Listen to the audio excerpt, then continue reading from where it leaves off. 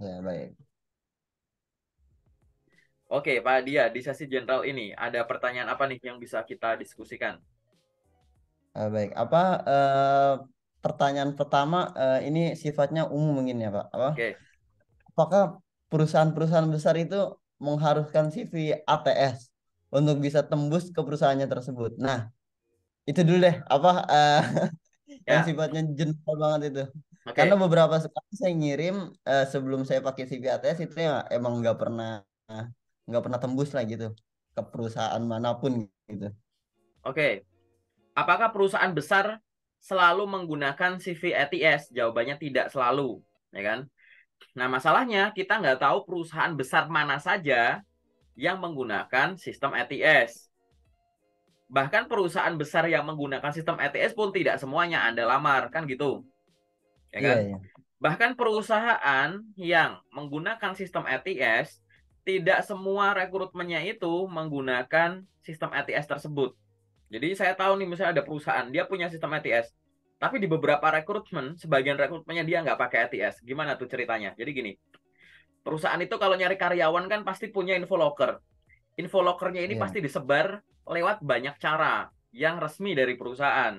Misalkan diposting di sosial medianya perusahaan, website perusahaan, bahkan di-share melalui akun-akun pribadinya HRD-HRD yang nantinya HRD nyebar sampai ke tangan kita-kita ini. Kayak gitu. Oh iya. Nah, Hmm. kalau misalkan lowongan-lowongan kerja dari perusahaan ini, misalkan Bapak udah riset nih, ini perusahaan besar yang ngincer ininya banyak, lokernya, dan pasti pelamarnya banyak, dan di websitenya udah kelihatan tuh. Sistemnya tuh misalkan Bapak di situ bikin akun dulu, lokernya banyak, terus klik apply. Jadi ada form yang memang tersedia di website tersebut. Nah, di situ Bapak bisa curiga tuh, ini lokernya pasti menggunakan sistem ATS, misalkan gitu. Atau misalkan lokernya tersebar di job portal, ada di Jobstreet, ada mungkin ada yang di LinkedIn tapi di menu LinkedIn-nya langsung gitu. Itu sistemnya kan ya kayak Hmm. ATS gitu, Pak, gitu. Jadi apa? Ya kalau untuk loker-loker yang disebarkan oleh perusahaan ini melalui channel-channel tadi, silahkan menggunakan CV ATS friendly, kan gitu. Tapi kalau Hmm. lowongan-lowongan pekerjaan ini diposting oleh HRD-nya, misalkan di LinkedIn, ada HRD perusahaan tersebut, rekruter perusahaan tersebut, posting loker, terus arahannya adalah silahkan kirimkan lamaran ke ini, emailnya beliau, Email. gitu. Ya. Nah, artinya Anda pakai ATS friendly boleh, enggak juga boleh, kayak begitu. Oh, jadi ada salah satu yang membedakan paling mencolok itu via email ya, Pak, yang dikirim melalui email langsung Yang ke HRD dikirim itu. langsung diterima sama Ya, rekruternya kayak iya, gitu. iya, iya. Ini Oh, paham, baru Bang. perbedaan dari sisi channelnya juga gitu. Terus Ya. selanjutnya adalah dari sistem ATS friendly ini sendiri, biasanya kan dia akan digunakan misalkan ada namanya mass recruitment. Jadi CV-nya itu banyak, terus dari yang banyak ini harus difilter dulu sebelum diizinkan ke tahap selanjutnya kan gitu.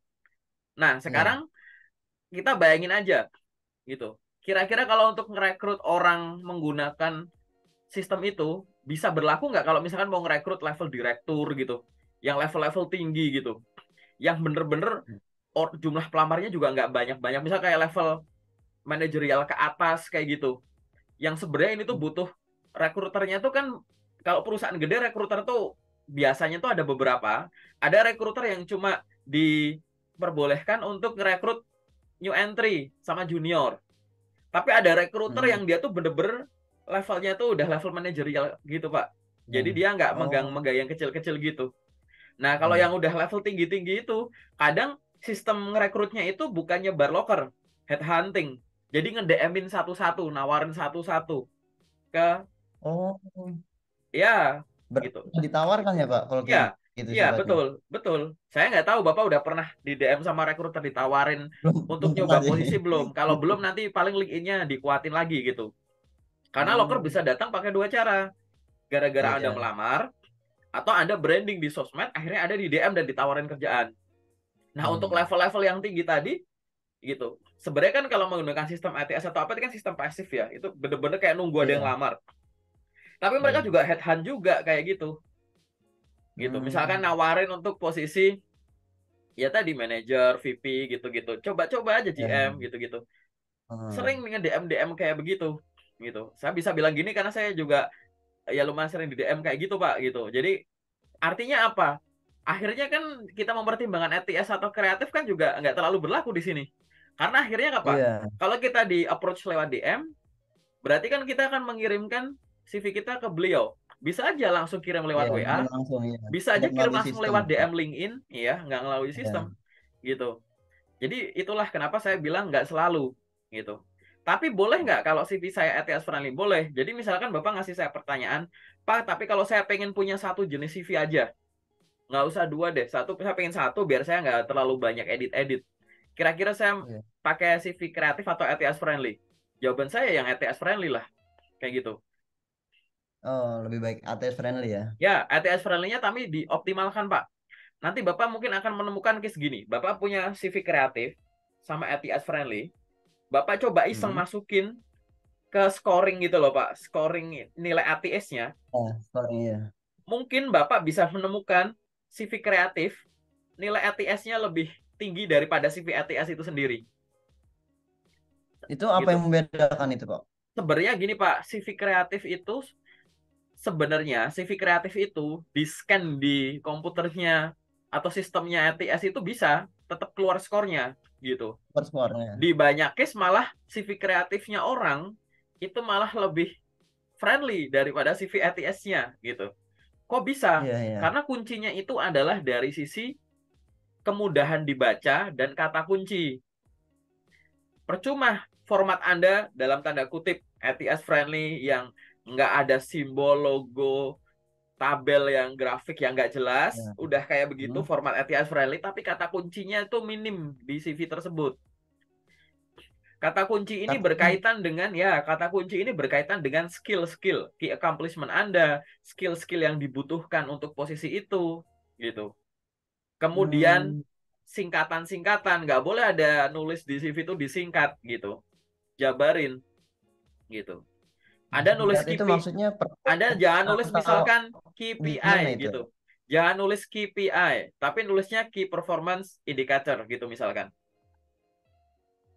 Oh Gitu. ya. Jadi jangan disingkat huruf-huruf gitu. ATS friendly dia Hmm, akan lebih friendly untuk membaca yang bukan singkatan. Kayak gitu. ya.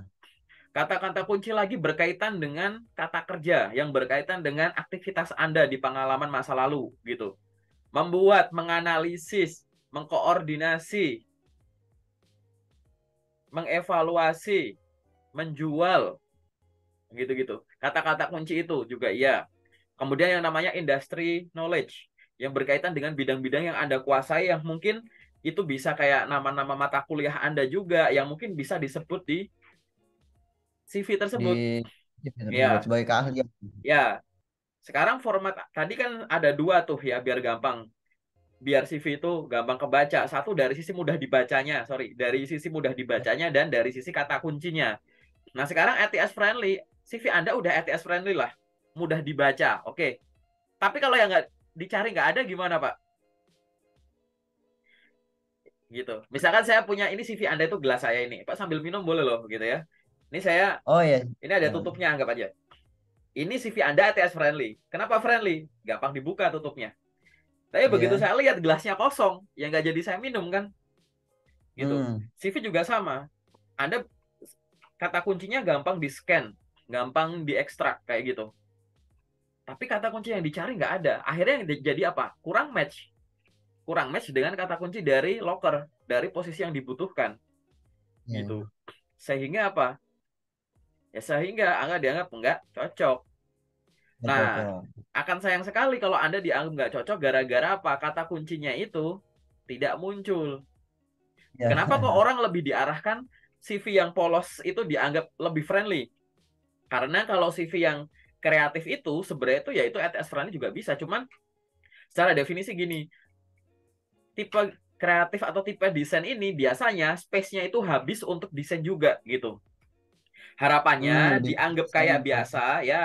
Kenapa yang biasa itu dianggap lebih friendly karena space yang di kreatif yang biasanya habis untuk simbol, tabel, kolom, frame-frame gitu, ornamen tertentu itu nggak usah Hmm. ada, biar space kosongnya itu bisa untuk nambah naruh kata kunci gitu Oh ya. sebenarnya Jadi salah satu poin gitu. intinya di situ ya, Di Pak? situ cuman saya juga beberapa kali coba nyari-nyari sumber ya beliau-beliaunya bingung sendiri jelasinnya karena niatnya tuh di situ gitu. Nanti akhirnya kalau kalau belum paham ini, nanti akhirnya bingung loh.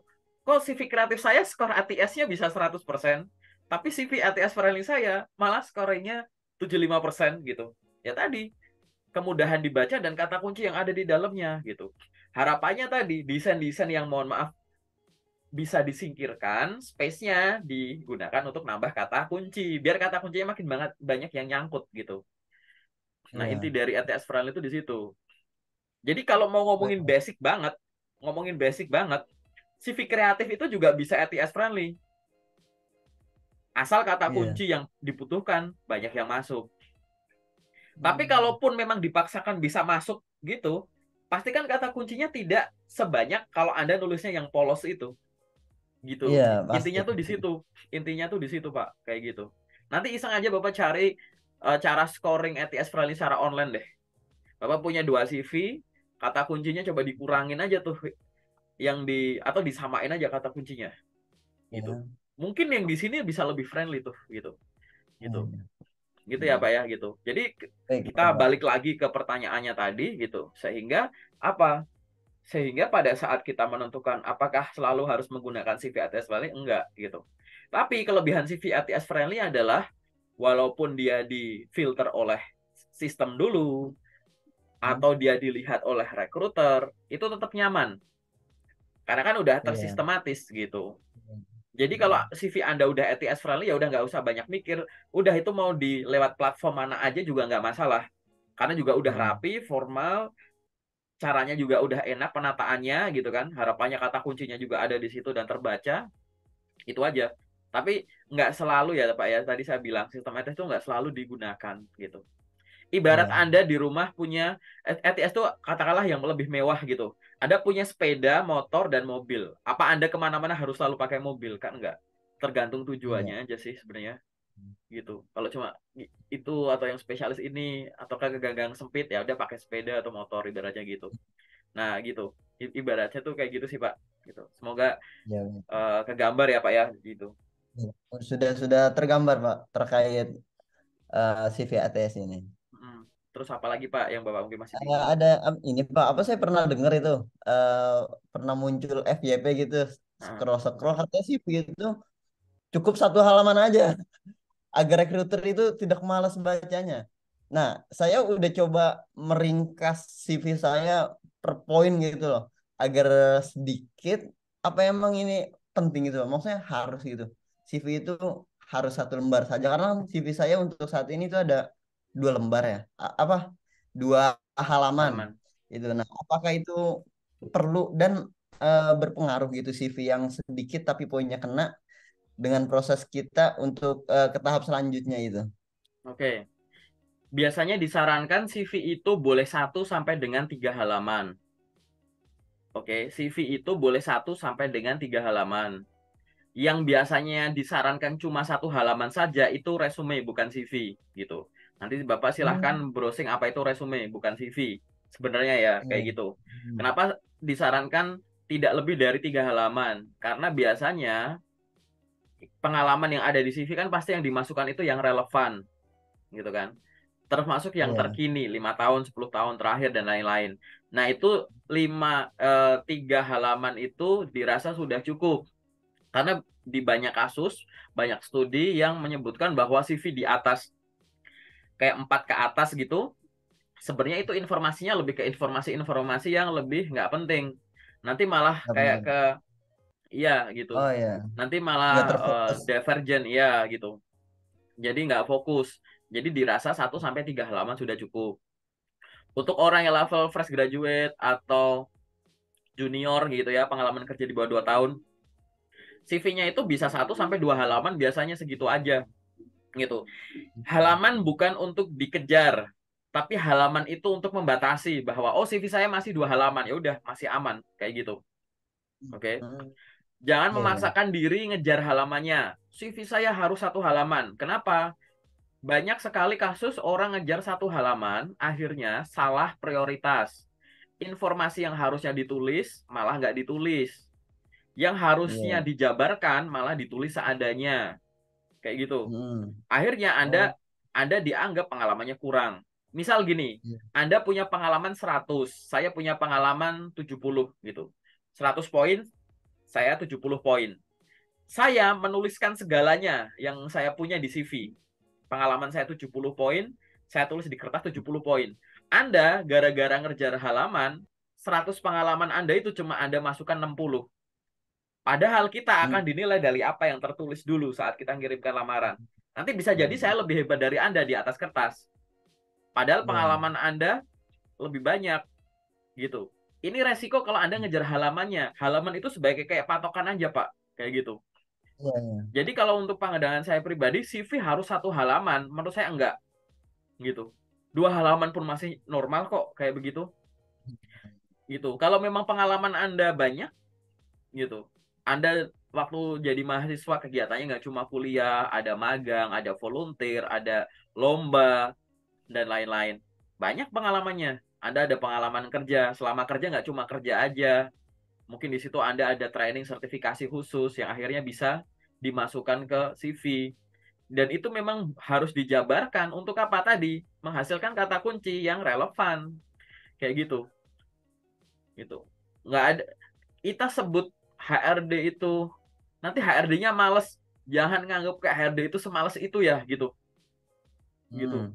Saya malah Iya, iya. mempertanyakan yang ngomong nanti HRD males baca. Emang semales itu ya? Orang itu kerjaan dia kok recruiter gitu. Yang bagian acquisition itu emang itu kerjaan dia kok, masa dia malas sih gitu. Iya. Kalau by Hmm. system yang baca, masa sistemnya males? Orang sistem aja nggak Iya. punya perasaan kayak gitu. Tapi kalau lewat sistem gitu ngaruh gak, Pak? Banyaknya halaman itu. Loh iya tadi lebih kayak ke bisa ke scan enggak kata kuncinya. Iya. Berapa Oh, banyak sih tergantung kata. kata kunci ya. Iya, kata kuncinya yang penting. Kan tadi gampang dibaca dan kata kunci yang dicari itu ada kan gitu. Gitu. Ibarat kresek Baik, baik. kosong, kresek hitam, isinya barang, Anda nggak ngelihat, terus tangan Anda dimasukin, ini gampang nggak? Oh, gampang. Terus jangan ngeraba tuh. Ada nggak yang dicari? Kalau nggak ada ya tarik tangan kosong, ya udah skip gitu. Iya. Jadi halaman itu Hmm. bukan untuk ngejar itu gitu, dikejar kayak begitu. Kalau Hmm. tipe CV tahun 2005 ke atas, 2005, 4, 3, pokoknya tahun 90-an gitu. Mungkin Anda pernah lihat CV-CV tahun itu. Itu tipe CV-nya memang nggak dijabarin. Dia nulis pengalaman kerja tuh misalkan PT ABCD, periodenya kapan, jabatan misalkan manajer marketing. Dah, gitu aja. Nanti Oh, nggak ada dijabarkannya definisi. saat diundang Oh. interview, Hmm. biasanya gitu, baru dia jelaskan.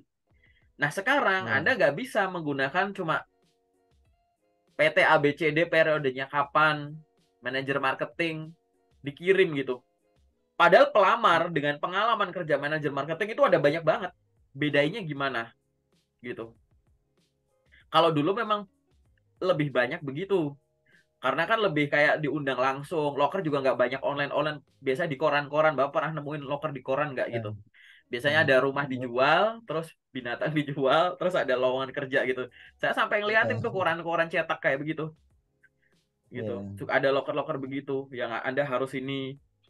Itu zaman-zaman cara-cara yang jadul gitu tuh begitu gitu. Kalau sekarang biasanya dijabarkan. Kecuali Anda sudah punya nama gitu. Orang yang udah punya nama besar, namanya aja udah nggak usah diragukan, namanya adalah Iya. CV-nya gitu. Muter Iya, sofa ya. iya, udah ada X factor-nya gitu. Misal saya Hmm. Bill Gates gitu, saya tulis aja Bill Gates. Terus ini apa perlu saya jabarin nggak? Saya ngapain aja di Microsoft? Ya, Nggak nggak usah, orang perlu. udah tahu ibaratnya begitu loh Pak gitu. CV-CV orang besar Hmm. itu semacam itu. Lalu gimana? Kalau pengalaman saya memang banyak, saya udah kompres ke CV saya. Saya rencananya memang CV-nya saya pas tuh 2 halaman full gitu kan. Tapi masih ada Iya. banyak yang harus saya tunjukkan kehebatan saya. Maka itu silahkan dibikin di portofolio. Jangan dipaksakan diri di Hmm. CV. Tapi Portofolio bisa yang seandainya online, bisa yang offline. kalau portofolio itu seandainya mohon maaf ada yang tidak sinkron dengan CV gitu, Pak. Misalkan pengalaman kerja kita ada 3 di CV. Terus di portofolio kita naruh 5. Itu nggak apa-apa, Pak. Ya, jawabannya biasanya untuk di portofolio itu dia kan sebagai pelengkapnya gitu ya Pak ya gitu. Jadi kalau bisa sih disamain aja gitu. Karena portofolio kan bukti karya nih, bukti karya dengan Iya. CV gitu. Jadi mungkin Hmm. di setting kalau di portofolio itu menjelaskan mendukung dengan apa yang di CV.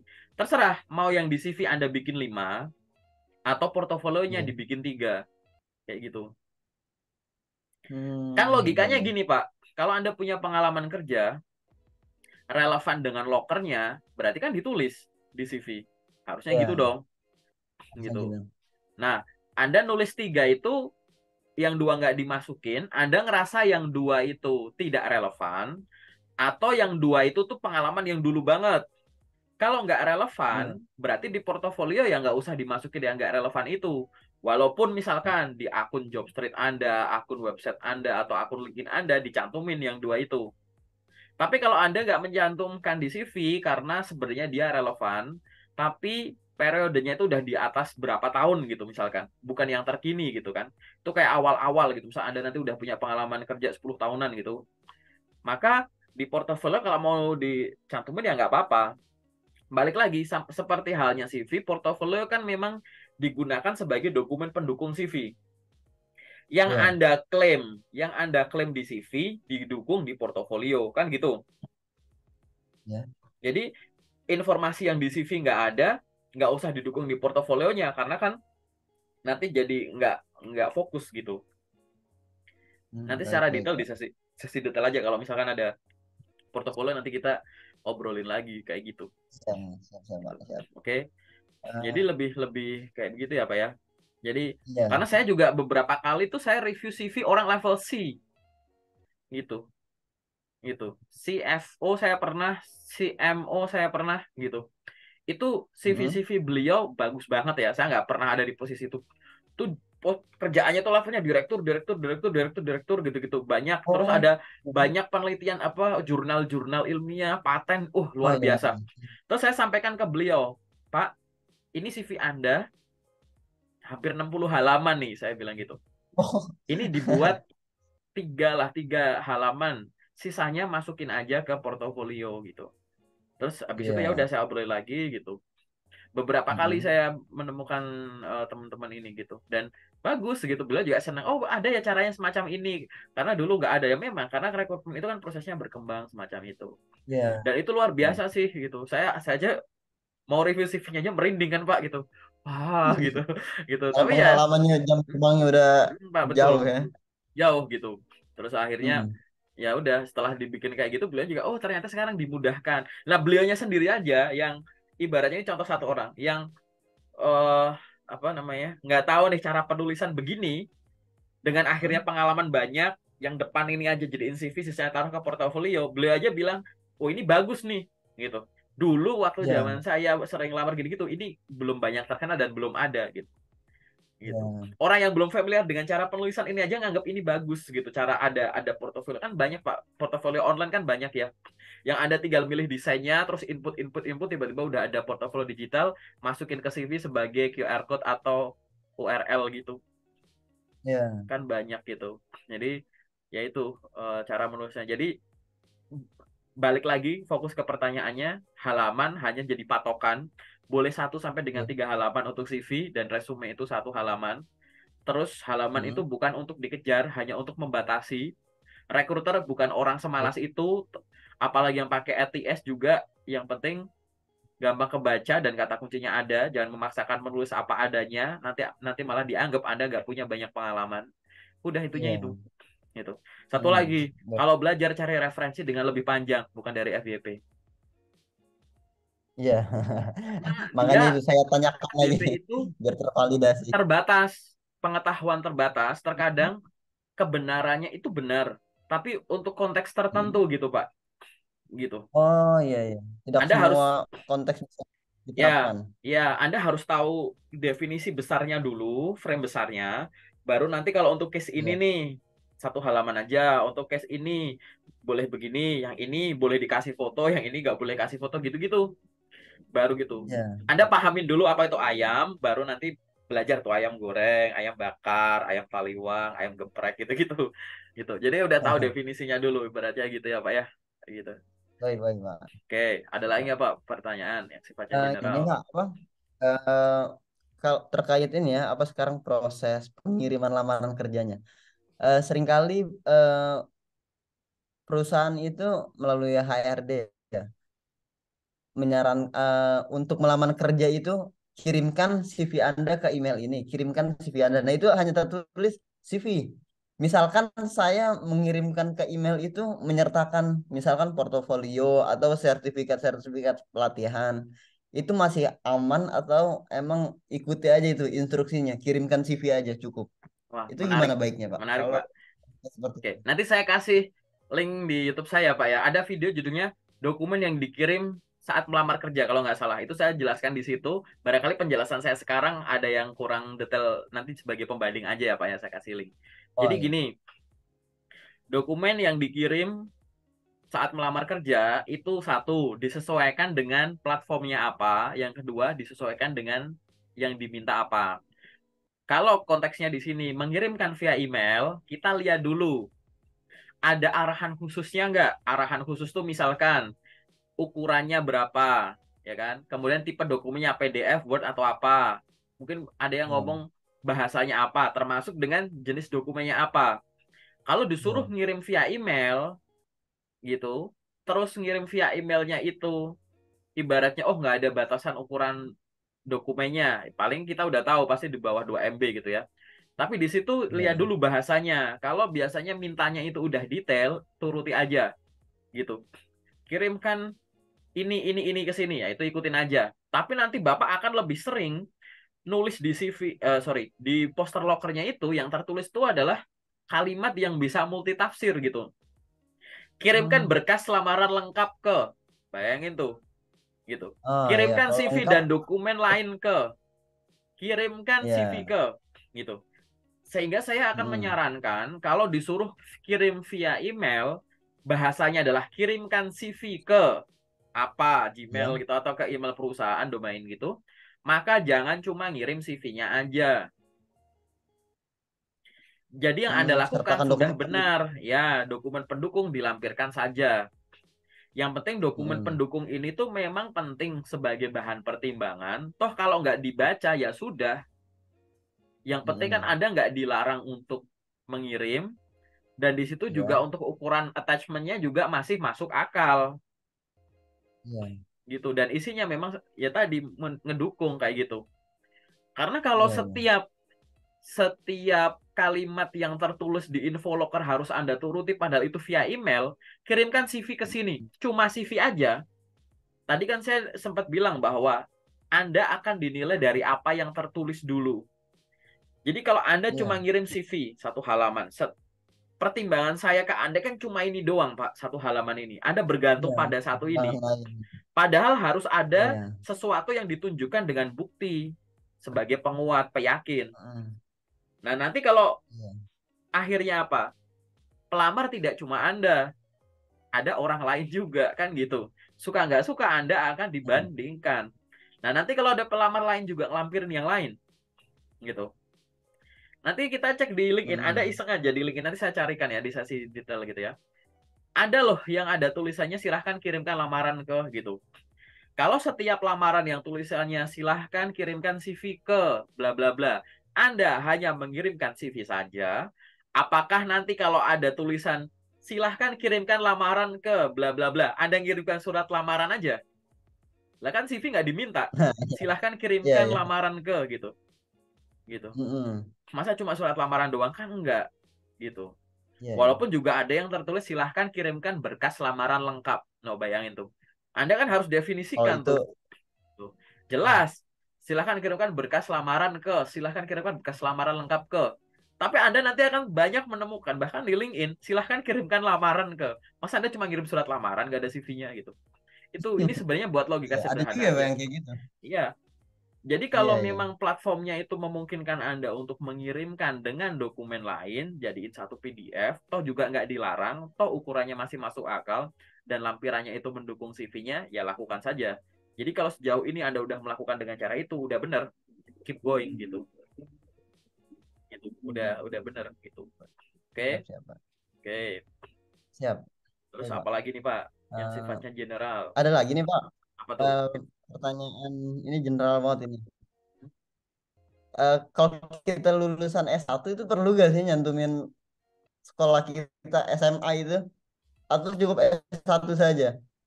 Oke, jadi pengalaman pendidikan yang bisa ditulis di CV ada dua, satu pendidikan formal, kedua pendidikan non formal. Pendidikan non formal tuh ya kalau ada kursus, training, apa itu sertifikasi, ada ikut bootcamp macem-macem, itu boleh ditulis di CV, kayak gitu. Nah sekarang kalau kita nulis pendidikan formal gimana? Pendidikan formal boleh ditulis pendidikan formal terakhir atau dua terakhir. Kalau Anda S2 boleh ditulis S2-nya atau S2 dan S1. Kalau Anda S1 boleh nulis S1 Ya. doang atau S1 sama SMA atau S1 sama D3 kalau Anda Hmm. ekstensi gitu-gitu. Jadi pendidikan itu boleh Oh pendidikan iya. terakhir dan dua terakhir atau dua terakhir sorry kayak gitu. Tapi nggak perlu Anda kayak mau bikin biografi gitu dari playgroup, TK, SD, SMP gitu nggak usah. Hmm, Iya ya, baik baik Pak. Paham paham paham. Oke, terus apa lagi yang ada mungkin masih bingung? Yang pendek-pendek aja dulu Pak. Gitu. Siapa Ah, siapa siapa? Kalau nggak ada ya nggak apa-apa. Kita masuk sesi detail aja Pak kalau belum ada. Mungkin yang bersifat general sudah paling ya Pak? Apa dicukupkan? Ya oke, kalau udah cukup nggak apa-apa. Kita masuk ke sesi 2 ya, ke sesi detail. Ya. Oke.